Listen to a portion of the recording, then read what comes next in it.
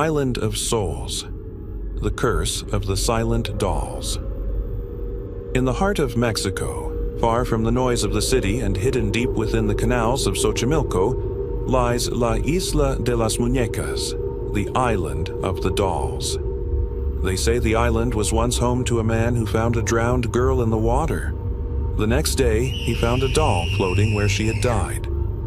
And to calm her spirit, he hung the doll in a tree. But he didn't stop.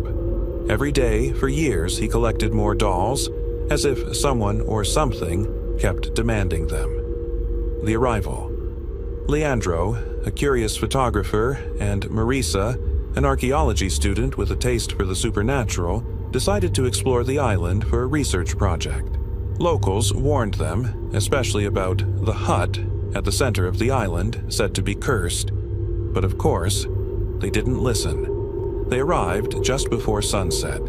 The air was thick and the silence was unnatural. Thousands of decaying dolls hung from trees, their plastic eyes cracked, their mouths open as if caught mid-scream.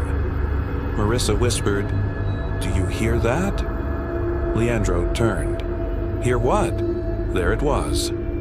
A faint giggle, like that of a child, echoing through the trees. The hut. They finally reached the hut, hidden behind a wall of tangled vines. Inside, it was dark. The walls were lined with handmade dolls, their heads twisted at odd angles. On the floor was a circle drawn in what looked like old, dried blood, surrounded by candles that hadn't been lit in years. Curious, Marissa stepped into the circle. The moment her foot touched it, the air dropped 10 degrees. A doll's head turned by itself toward her and whispered, "Why did you come back?" Leandro pulled her out of the circle, both terrified. The dolls around them began to sway, even though there was no wind. They ran from the hut, stumbling through the undergrowth, chased not by footsteps, but by laughter. As they reached the boat, Marissa looked back, and one doll was standing upright watching them. And it had her face. 3 weeks had passed since Leandro and Marissa returned from the island of the dolls, but peace had not returned to their lives. Every night, Marissa dreamt of the hut. In the dream, she walked alone between the trees, while the dolls whispered to her in a language she couldn't understand. In real life, she would wake up every morning to find a new doll near her bed. Each had different features, but all shared the same eyes.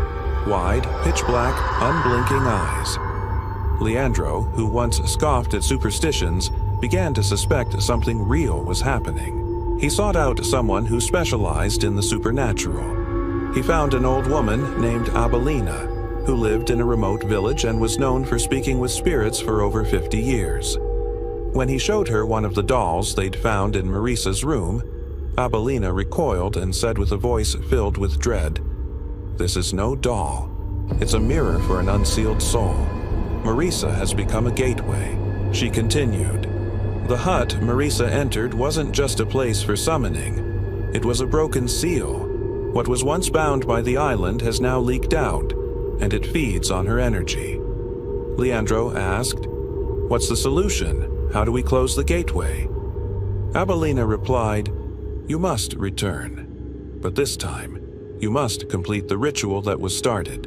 If the circle remains open, Marissa will slowly turn into one of them." Return to the island. That night, without telling anyone, Leandro and Marissa took an old boat and headed back to the island of the dolls. But the island had changed. It was darker, and the dolls made faint weeping sounds as the wind passed. They entered the hut again. Inside, the carved circle on the ground glowed with a dim red light. Abelina had given Marissa a sacred candle and a chant written on a strange piece of skin, asking her to stand in the center of the circle and repeat the words in a steady voice. But the moment she began, the candles blew out, and the sound of creaking doll joints echoed in the shadows. Leandro held up his torch and froze. The dolls were crawling toward them, slowly but relentlessly. Marissa continued chanting, even as the ground began to tremble and the walls began to bleed cold blood. One of the dolls came close and whispered, "You are one of us now." Marissa screamed with all her might, I do not belong to you." With the final word of the chant, the circle burst into brilliant light, and the screams of thousands of souls echoed in the sky. Then, a terrifying silence. A temporary ending? The next day, police found the boat abandoned at the riverbank. No sign of Leandro or Marissa, just one doll standing at the front of the boat, bearing a twisted mixture of both their faces. They say now that anyone who visits the island of the dolls and hears a voice calling them must never answer, because those who return to the island never leave as humans again.